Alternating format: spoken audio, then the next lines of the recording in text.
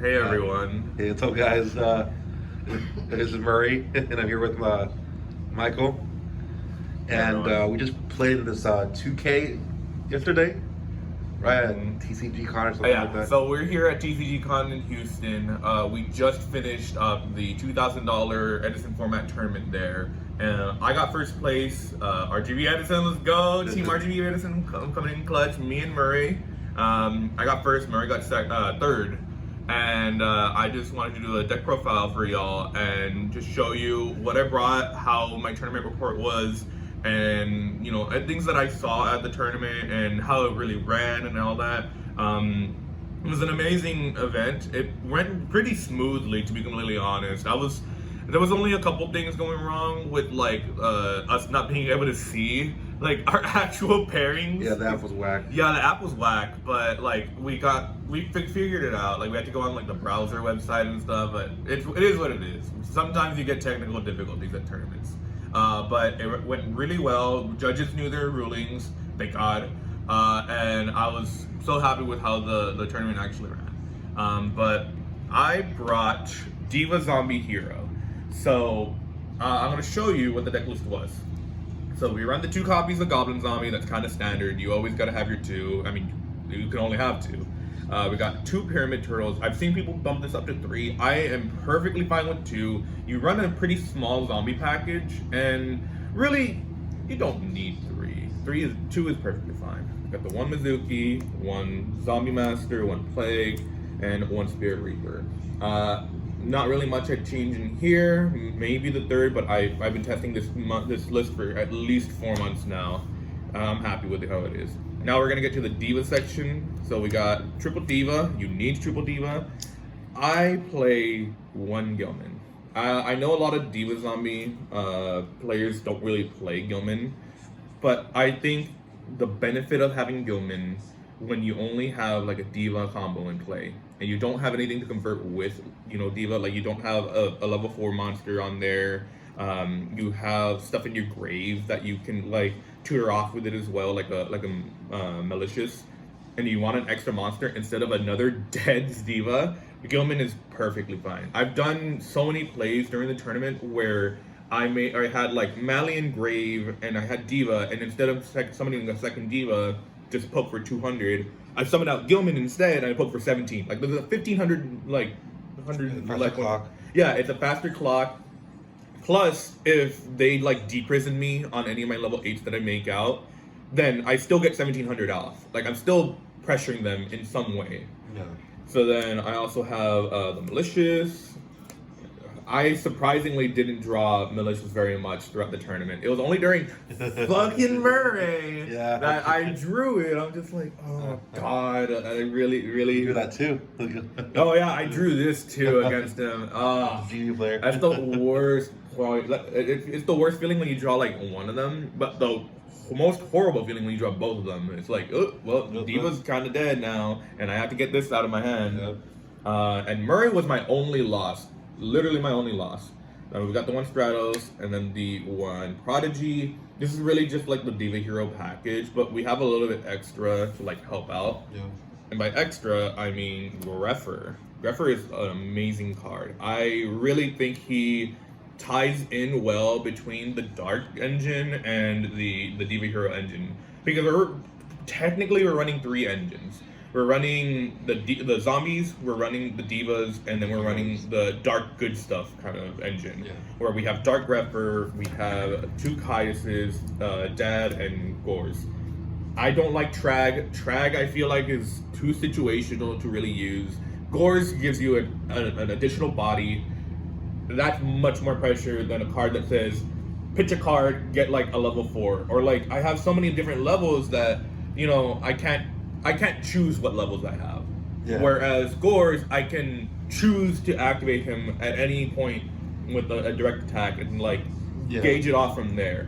But Trag, I just don't think is the better card. For Caius, I might go up to 3, but I need to test that out. Like the main deck is super tight. It's 21 monsters. I don't know if I can really add any more monsters without like already hitting the consistency. And I brought 41 cards to this tourney. I usually bring 40, but there was one card in particular that I thought, you know what, I'm going to play it in this tourney and I'm going to see if it works. For the spells, we got 2 Gold Sarks. I have a hate-love relationship with this card. For the longest time, I hated it and I thought it was a joke. Like before, I was like very under-tested with this, and after 4 months of testing with it, like this thing's the GOAT. Like this thing actually literally gets you any card you want throughout the game and puts your opponent on a clock. Like there are times where I either banish Gores, or I'll banish like a Dark Armed, or I'll banish like a Diva, and I'll be and it's basically telegraphing them like, hey, you need to get stuff now and respond to what I'm going to be getting in 2 turns, or else you're screwed.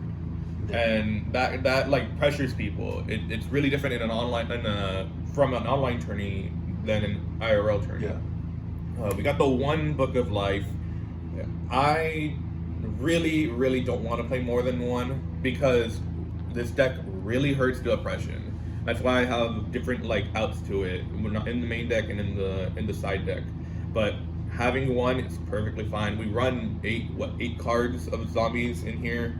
Something like that, 8 or 7, and so you're really not going to get it off that much, but when it comes out in clutch, it does. My first game against second place, I played round 1 against the guy who won second place, Sean. Shout out to Sean. And if I remember correctly, whenever he burialed back a plague spreader, my last card in hand was Book of Life. And I banished his plague spreader and then brought out my own plague spreader for game. Like it was crazy. It was broken.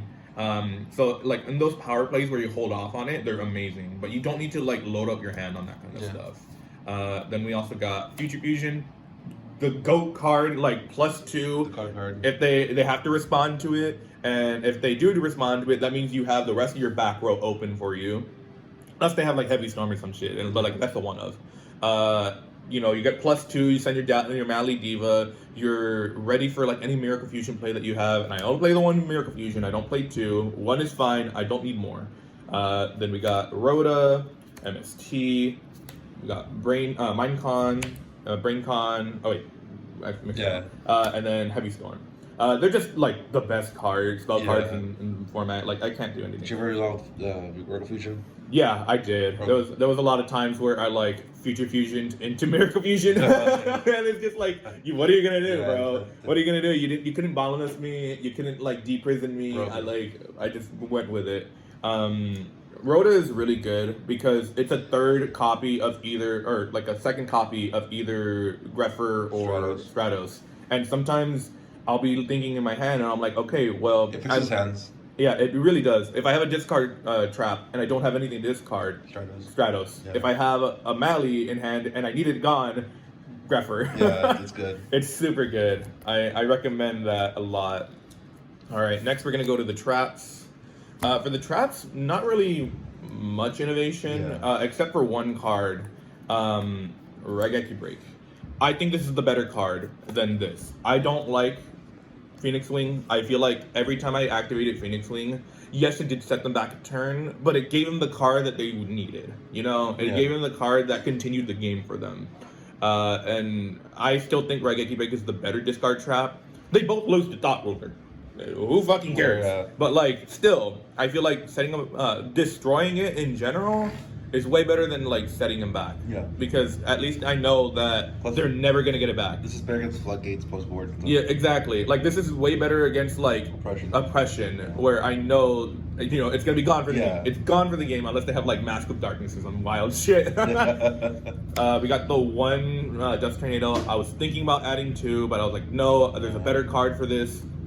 We got the 2 Bottomless Trap Holes. I think that's standard. I think Bottomless is just too crazy of a card to not add in when all of the top decks have something that like are chainable to Bottomless. Yeah. You have Sirocco, Shura, you have all the Caiuses, Alias, all of them. Yeah. We got the 1 Torrential, the 1 Mirror Force.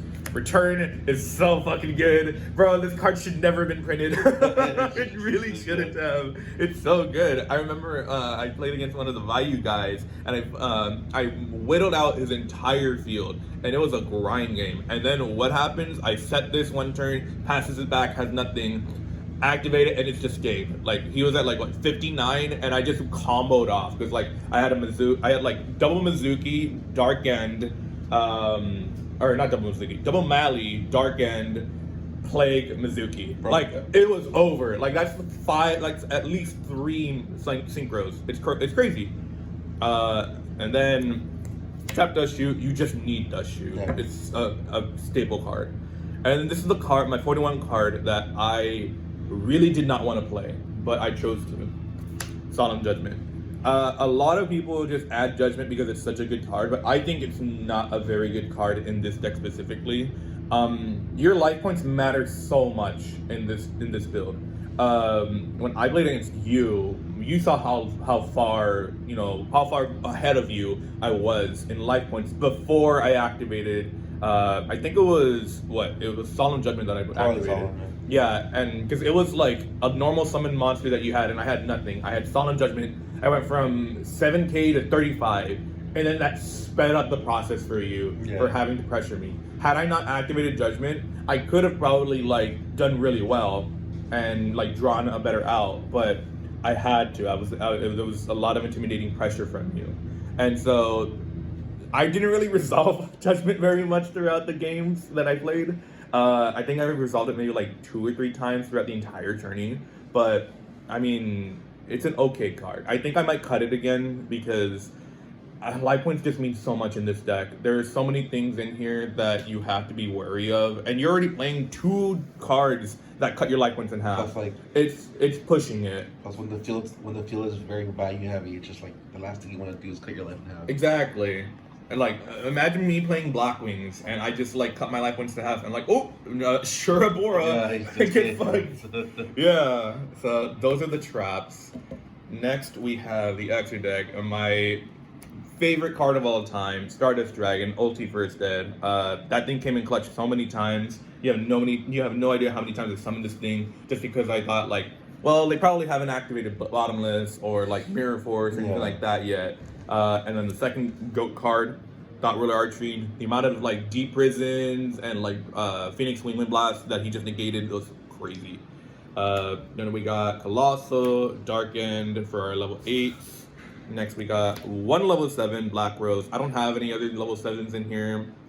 You don't typically make level 7s. The only time I really make this is if I have Infernal Prodigy, Special Summon, and then Diva into Gilman, and then just nuke the board. And I actually did that, and then a Miracle Fusion. It's fucking crazy. Love it. Yeah. And then we got the good level 6s. We got Gaia, Goyo, Bryo, and Revive King. I do not play Doom Kaiser. I think Doom Kaiser is super situational. You really only play it against like 2 decks at max. Mirror match, it's either the mirror match or like a Vayu that has Plague in there. But you're not gonna wait all turn or all game for 1 Vayu. Yeah. It's really not worth it. This helps so much against like Raikou heavy decks or like Treeborn decks and stuff like that. I tried making it against one of the Frog Hero players, if I remember correctly, and then like it just didn't come out. But I still won that in post board. Like the amount of times I drew Soul Release and all that shit was crazy. What else? We got 2 level 5s since we do play the Gilman. We got the Catastor, and then we got the Magical Android. Android is so good. Because I played Gilman, having Android as like another level 5 to tutor out is so useful. I'm so happy I have that. I maybe play Gishieldon, but I don't know. I feel like this is just way better. And then last but not least, the Armory Arm for the Synchros. I never did the Armory Arm combo with Colossal, but having him in the extra deck as like a level 4 that you can still make off of like a Plague and a Prodigy, it's beneficial. Or like you can like take a Duke Frog and Plague. And... Yeah, exactly. It's still something that you can tutor out and like get rid of really awkward scenarios. As for the fusions, we have 2 Absolute Zeros and 1 Gaia. These are just for the future fusion targets and then like Miracle Fusion depending on the scenario.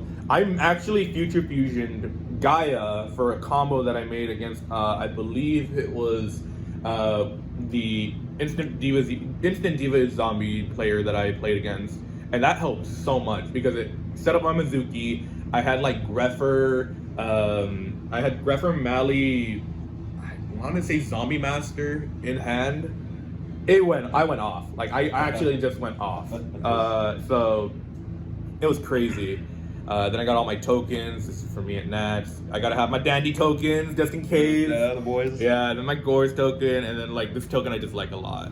So yeah, hey, if you have any prismatic dandy tokens, I did just win some big money over here. So hit me up in the comments. Cash app. Yeah, give me the cash. I got you my cash app. I got it ready. So the side deck. Yeah. So for the side deck, we have a few things here that are pretty interesting. I feel like it's standard, but like ratios and stuff. We got the 1 Snowman Eater, 1 Vanities, and 1 Diddy Crow. Vanities, super good in just everything in the meta if it sticks. I usually never summon this until like there's nothing on the field. Yeah, you bait it out. Yeah, you gotta bait out everything else, and then usually I'll actually save my plague for either synchro play or post board, like for vanities. Cause like, what am I gonna do? I can't synchro summon anything. Yeah. And I'd rather just wait and use my graveyard resources for like Caius's post board because they're all siding and oppression, deck devies, all that kind of stuff. So instead of like getting all my lower monsters in the grave, I want to keep my hand full of Caius's, Zombie Masters. Like the blowout cards. Exactly. All the cards that are like above 1500 that will do stuff for me. So these are really the 3 monsters that I have in the side. Snowman Eater is just good against like, what's it called? It's good against Hero Beat, it's good against Black Wings. I can't really complain anything else. Sometimes it's good with Vayu, but like they also set monsters, but so I usually don't set it. It's only if I notice that they're like super aggressive, like as a habit, that I maybe put it in. We got 2 Noblemans. I'm sorry for the mismatching rarities. We're gonna get new cards soon. We just, we got the money. Yeah, so with Nobleman, I like this card a lot. Just there are so many times where zombies have a difficult time getting over like a Raikou or getting over a hamster, and you just can't do anything. Like you have to hit into it going in like game 1. Game 2 though, you're never hitting into it. You're always waiting for them to make a push. Or if you have Nobleman, you just literally blank them for 3 cards usually. Nice. It happened games, I think game 2 or game 3 of my last match against Vayu Turbo, where I just like hit their Raikou and like they just couldn't do anything for like 2 turns. It was crazy. We got this card for like heroes, the mirror match, all that kind of stuff. I think it's a great card, but I don't know how I feel about it right now because it's really tournament dependent. Yeah. If you see a lot of Black Wings, this thing's dead. If you see a lot of like Hero Beat, Diva Hero, this thing's always live. And it's a discard. It's technically a discard trap. Yeah. So it sets you up as well. Yeah. So it's crazy. It really is. We got the 1 My Body as a shield. This thing came up so many times, and it just prevented any sort of like destroying with Mirror Force if it's like their only set, or if they have a bottomless trap hole on my Future Fusion, stuff like that. Then we got the 1 Lightning Vortex and 1 Soul Release. I felt so bad for the Frog Hero player in top 8 that I played against earlier in the tourney, because I Soul Released him at least like every game. Yeah. Because I just saw it all the time. I was like, okay, cool. Like, I never saw my DD Crow, but I saw my Soul Release. I'm like, even better. Yeah, I know, even better. Then we got the 2 Pulling the Rugs. Oh, coming down rich. I know, right? Hey, it's not first dead. I'm sorry. We need another one too. Hit me up if you have another copy. Unlim. So, Pulling the Rugs are just so instrumental in this meta right now. You got Armageddon Knight, Caius. You got Stratos. Sometimes people will normal summon their Swap Frog, and I'll just literally burn them from that, and they're just like, oh, I can't get my my Treeborn in the grave anymore. Yeah. Or they have to waste like so many resources just to get a Treeborn in grave after that. It's crazy. In my final match, right before top 8 was called against the Vayu player, I had a really hard time deciding whether or not I wanted to play Pulling the Rugs or if I wanted to play Dust Tornado, like when I was setting on turn 0. And I had decided, you know what, I'm gonna put Pulling the Rugs first and not Dust Tornado because I don't want to be blown up by Heavy Storm, and I just want him to like wait it out. Yeah. And I thought to myself, if he has Armageddon Knight, that is his best draw and best start. I'm just gonna put the pony in the rug. And what does he do? He summons Armageddon Knight. He picks up his deck, and I'm like, no. No. I think I told him no. Yeah, it's crazy. Buy out. Buy out. This card's fucking crazy. The OT Umlims are only $30 right now. It's crazy right now. Buy them out. About to be $50. I know, bro. Then we got the One Master Restrict. I didn't really use that very often, but it's good around like a lot of things. It's good against Hero Beat because they can't use Gemini Spark anymore. It's good against any like Monarch deck. You know, they're just dead. They can't do anything. And then there's other things that you can play against that all have like tribute costs and stuff. And if they can't tribute, they can't activate the card. Then we got the one DDV. Dude, this card is a blowout. Did it come up? It came up once, if I remember correctly.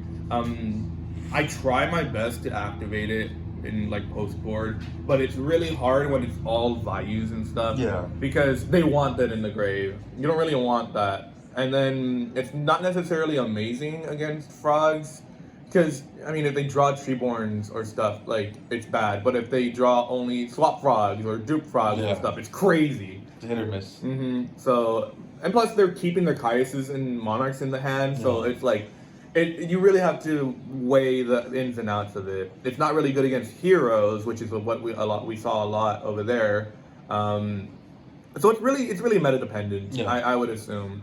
After that, yeah, I mean, this is what I played. I have been playing with this deck for at least 4 months now. I hadn't been able to go to tournaments because I had moved from the RGV to Dallas Fort Worth, and I'm working now as a new nurse, and it's rough, man. The nursing life is rough. I can see those bags under your eyes. I know, dude, it's rough. All zoomed in. Shut up.